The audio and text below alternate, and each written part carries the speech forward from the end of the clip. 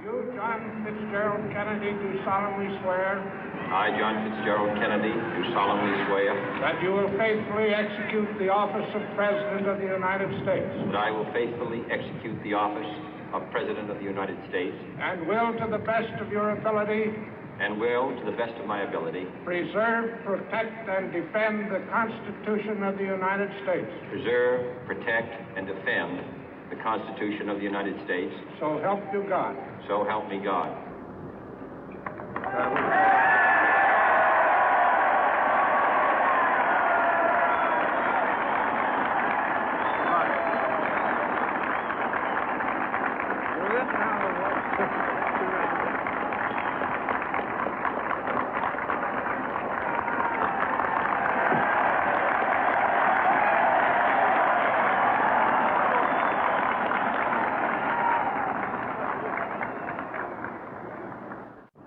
Vice President Johnson, Mr. Speaker, Mr. Chief Justice, President Eisenhower, Vice President Nixon, President Truman, Reverend clergy, fellow citizens.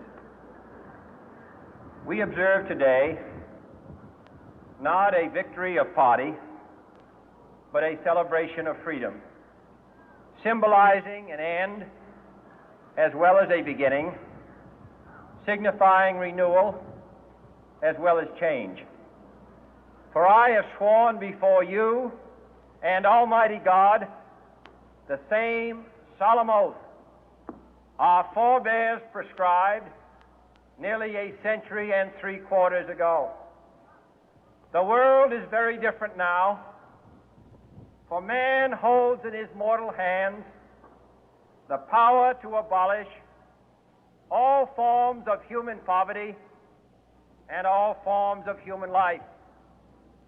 And yet the same revolutionary beliefs for which our forebears fought are still at issue around the globe.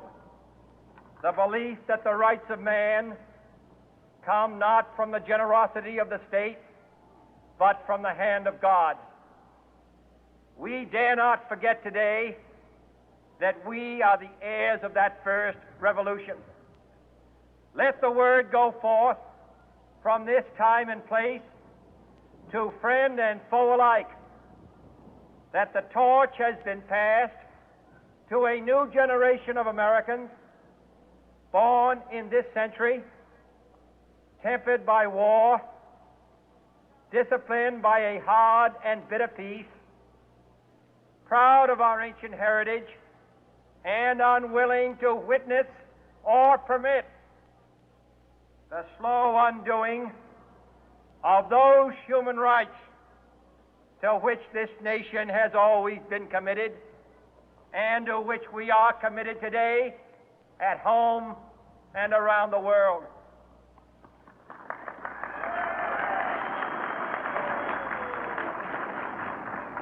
Let every nation know, whether it wishes us well or ill, that we shall pay any price, bear any burden, meet any hardship, support any friend, oppose any foe to assure the survival and the success of liberty.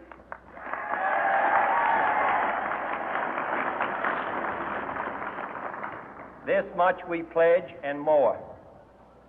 To those old allies whose cultural and spiritual origins we share, we pledge the loyalty of faithful friends. United, there is little we cannot do in a host of cooperative ventures. Divided, there is little we can do, for we dare not meet a powerful challenge at odds and split asunder. To those new states whom we welcome to the ranks of the free, we pledge our word that one form of colonial control shall not have passed away, merely to be replaced by a far more iron tyranny. We shall not always expect to find them supporting our view, but we shall always hope to find them strongly supporting their own freedom, and to remember that in the past, those who foolishly sought power by riding the back of the tiger ended up inside.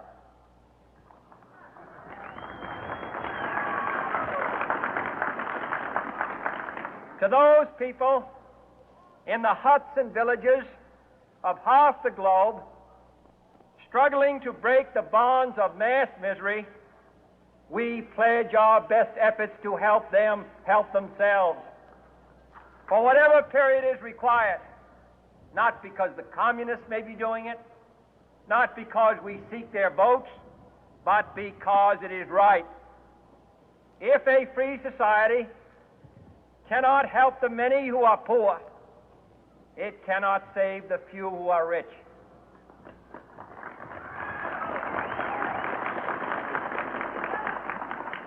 To our sister republics south of our border, we offer a special pledge to convert our good words into good deeds, in a new alliance for progress, to assist free men and free governments in casting off the chains of poverty. But this peaceful revolution of hope cannot become the prey of hostile powers. Let all our neighbors know that we shall join with them to oppose aggression or subversion anywhere in the Americas. And let every other power know that this hemisphere intends to remain the master of its own house.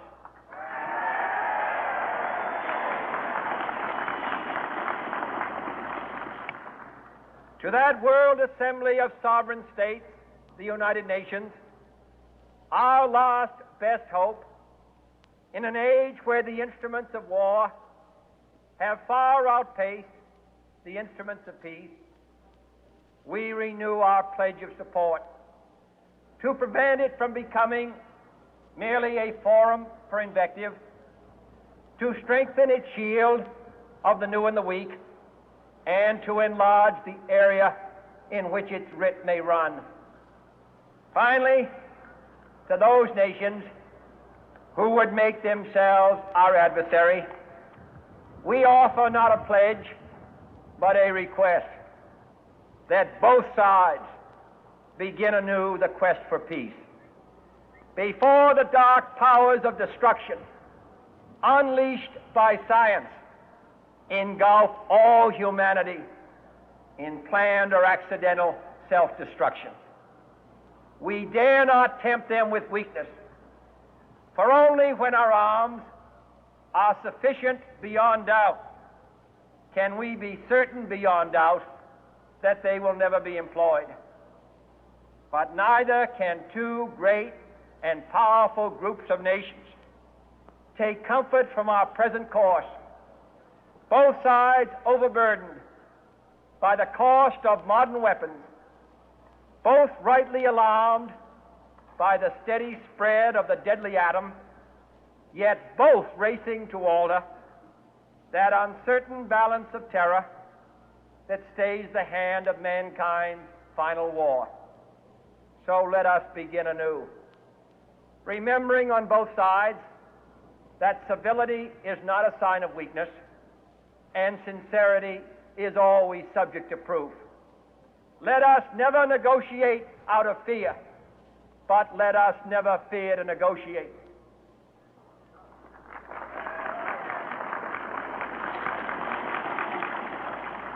Let both sides explore what problems unite us, instead of belaboring those problems which divide us.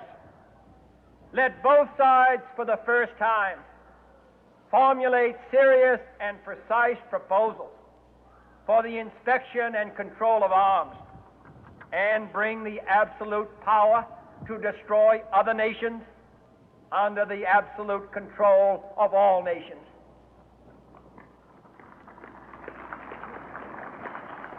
Let both sides seek to invoke the wonders of science instead of its terrors. Together, let us explore the stars, conquer the deserts, eradicate disease, tap the ocean depth, and encourage the arts and commerce. Let both sides unite to heed in all corners of the earth the command of Isaiah to undo the heavy burden and let the oppressed go free. And if a beachhead of cooperation may push back the jungle of suspicion, let both sides join in creating a new endeavor, not a new balance of power, but a new world of law, where the strong are just and the weak secure and the peace preserved. All this will not be finished in the first 100 days, nor will it be finished in the first 1,000 days, nor in the life of this administration, nor even perhaps in our lifetime on this planet. But let us begin.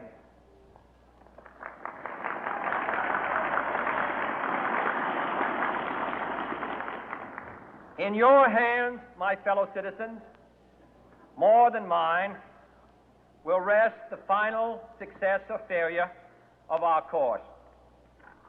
Since this country was founded, each generation of Americans has been summoned to give testimony to its national loyalty. The graves of young Americans who answered the call to service surround the globe. Now the trumpet summons us again, not as a call to bear arms, though arms we need, not as a call to battle, though in battle we are, but a call to bear the burden of a long twilight struggle, year in and year out, rejoicing in hope, patient in tribulation, a struggle against the common enemies of man, tyranny, poverty, disease, and war itself. Can we forge against these enemies a grand and global alliance, north and south, east and west, that can assure a more fruitful life for all mankind? Will you join in that historic effort?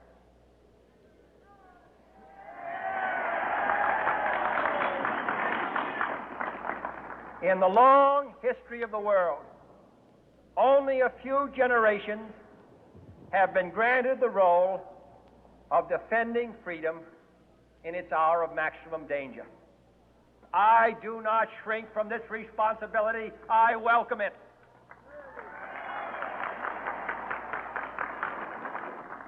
I do not believe that any of us would exchange places with any other people or any other generation. The energy, the faith, the devotion which we bring to this endeavor will light our country and all who serve it. And the glow from that fire can truly light the world. And so, my fellow Americans, ask not what your country can do for you. Ask what you can do for your country.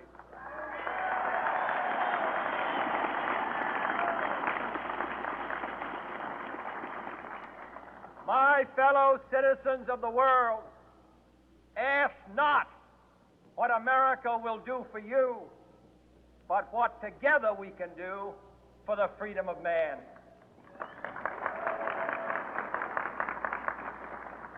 Finally, whether you are citizens of America or citizens of the world, ask of us here the same high standards of strength and sacrifice which we ask of you. With a good conscience, our only sure reward, with history the final judge of our deeds, let us go forth to lead the land we love, asking His blessing and His help, but knowing that here on earth, God's work must truly be our own.